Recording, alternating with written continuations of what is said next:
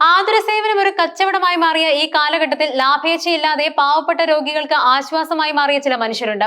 അങ്ങനെ ഒരു മഹാമനസ്കനായിരുന്നു കണ്ണൂരിന്റെ സ്വന്തം ഡോക്ടർ AK രൈരു ഗോപാൽ. 2 രൂപ ഡോക്ടർ എന്ന സ്നേഹത്തോടെയുള്ള വിളിപ്പേര് അദ്ദേഹത്തിന്റെ ജീവിതത്തെയും സേവനത്തെയും നിർവചിക്കുന്നു. അരനൂറ്റാണ്ടിലേറെ കാലം കണ്ണൂരിലെ സാധാരണക്കാർക്ക് താങ്ങും തണലുമായിരുന്ന ആ ഡോക്ടർ തന്റെ 80-ാം വയസ്സിൽ ഈ ലോകത്തോട് വിട പറഞ്ഞപ്പോൾ അതൊരു വ്യക്തിയുടെ വിയോഗം മാത്രമല്ല, ഒരു യുഗത്തിന്റെ അന്ത്യം കൂടിയായിരുന്നു. ഒരു ഡോക്ടർ എന്നതിലുപരി സമൂഹത്തിന്റെ വേദനകളിൽ പങ്കുചേർന്ന ഒരു സഹയാത്രികനായിരുന്നു അദ്ദേഹം. പാവപ്പെട്ട രോഗികളുടെ ആശ്രയമായിരുന്നു അദ്ദേഹത്തിന്റെ ക്ലിനിക്ക്.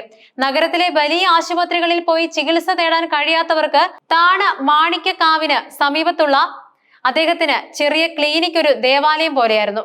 ഡോക്ടർ രോഗികളെ കേട്ടത് കാതുകൾ കൊണ്ടായിരുന്നില്ല, ഹൃദയം കൊണ്ടായിരുന്നു.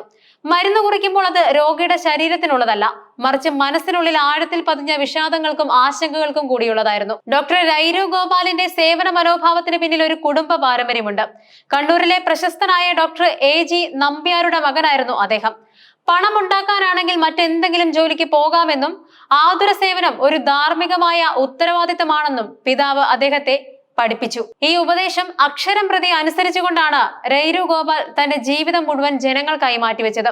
പിതാവിന്റെ പാത പിന്തുടർന്ന് അദ്ദേഹത്തിന്റെ സഹോദരങ്ങളായ ഡോക്ടർ വേണുഗോപാലും ഡോക്ടർ രാജഗോപാലും ഈ സേവന രംഗത്ത് സജീവമായിരുന്നു. രോഗികളിൽ നിന്ന് വെറും 2 രൂപ മാത്രം ഫീസ് വാങ്ങിയിരുന്ന അദ്ദേഹത്തിന്റെ ക്ലിനിക്കിൽ പാവപ്പെട്ടവർക്ക് മരുന്നും സൗജന്യമായിരുന്നു. രോഗം മാറിയില്ലെങ്കിൽ 3 ദിവസത്തിന് ശേഷം വീണ്ടും വരുമ്പോൾ ഫീസ് വാങ്ങാറില്ലായിരുന്നു. കണ്ണൂർ ജില്ലയിൽ നിന്ന് മാത്രമല്ല, അയൽ ജില്ലകളിൽ നിന്നും അദ്ദേഹത്തിന്റെ സേവനം തേടി ആളുകൾ എത്തിയിരുന്നു. ജനങ്ങളുടെ ആരോഗ്യം ഒരു കച്ചവട വസ്തുവായി കാണാൻ അദ്ദേഹം ഒരിക്കലും ആഗ്രഹിച്ചിരുന്നില്ല. ഒരു പരിശോധനയ്ക്കായി ഒരു വീട്ടിലെത്തിയപ്പോൾ കണ്ട ദയനീയമായ അവസ്ഥയാണ് അദ്ദേഹത്തെ ഈ സേവന പാതയിലേക്ക് നയിച്ചതെന്നാണ് പറയപ്പെടുന്നത്. ഡോക്ടർ രൈരു ഗോപാലിന്റെ ജീവിതം ചിട്ടയോടെയുള്ള ഒരു ദിനചര്യയുടെ ഭാഗമായിരുന്നു.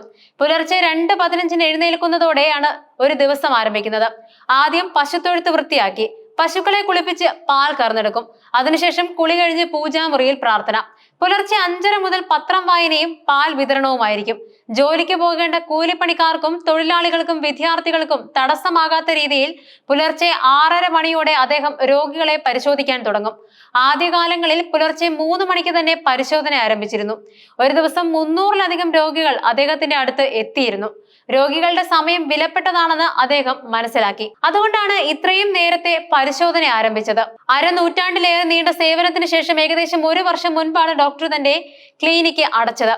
എന്റെ ജോലി ചെയ്യാനുള്ള ആരോഗ്യം ഇന്ന് എനിക്കില്ല, അതുകൊണ്ട് രോഗികളെ പരിശോധിക്കുന്നതും മരുന്ന് കൊടുക്കുന്നതും നിർത്തുകയാണ് എന്ന ഒരു ബോർഡ് ഗേറ്റിൽ തൂക്കിയാണ് അദ്ദേഹം തന്റെ സേവനത്തിൽ നിന്നും ലളിതമായി വിരമിച്ചത്. 18 ലക്ഷം രോഗികൾക്ക് സൗജന്യമായി മരുന്നും സ്നേഹവും കുറിച്ചു കൊടുത്ത ശേഷമാണ് അദ്ദേഹം വിശ്രമ ജീവിതത്തിലേക്ക് കടന്നത്. പിന്നീട് വാർദ്ധക്യ സഹജമായ അസുഖങ്ങളെ തുടർന്ന് അദ്ദേഹം അന്തരിച്ചു. ഭാര്യ PO ശകുന്തളയും ഒരു ഡോക്ടറായിരുന്നു. അവർ അദ്ദേഹത്തിന് വലിയ പിന്തുണ നൽകി. മകൻ ഡോക്ടർ ബാലഗോപാലും ഇതേ പാതയിൽ സഞ്ചരിക്കുന്നുണ്ട്. മകൾ വിദ്യയും മരുമക്കളായ ഡോക്ടർ തുഷാര ബാലഗോപാലും ഭാരത് മോഹനും അദ്ദേഹത്തിന്റെ ഓർമ്മകളെ കാത്തു സൂക്ഷിക്കുന്നുണ്ട്. ഡോക്ടർ രൈരു ഗോപാലിന്റെ ജീവിതം ഒരു ഡോക്ടർക്ക് മാത്രമല്ല, ഏതൊരാൾക്കും ഒരു പാഠമാണ്. പണം മാത്രമല്ല, സ്നേഹവും സഹാനുഭൂതിയും സേവനവും നൽകുന്നതിലൂടെ ലഭിക്കുന്ന സംതൃപ്തി അത് മറ്റൊന്നിനും നൽകാൻ കഴിയില്ലെന്നും അദ്ദേഹം ലോകത്തിന് കാട്ടിക്കൊടുത്തു. അദ്ദേഹത്തിന്റെ വിയോഗം കണ്ണൂരിന് മാത്രമല്ല, കേരളത്തിന് മുഴുവൻ വലിയൊരു നഷ്ടമാണ്.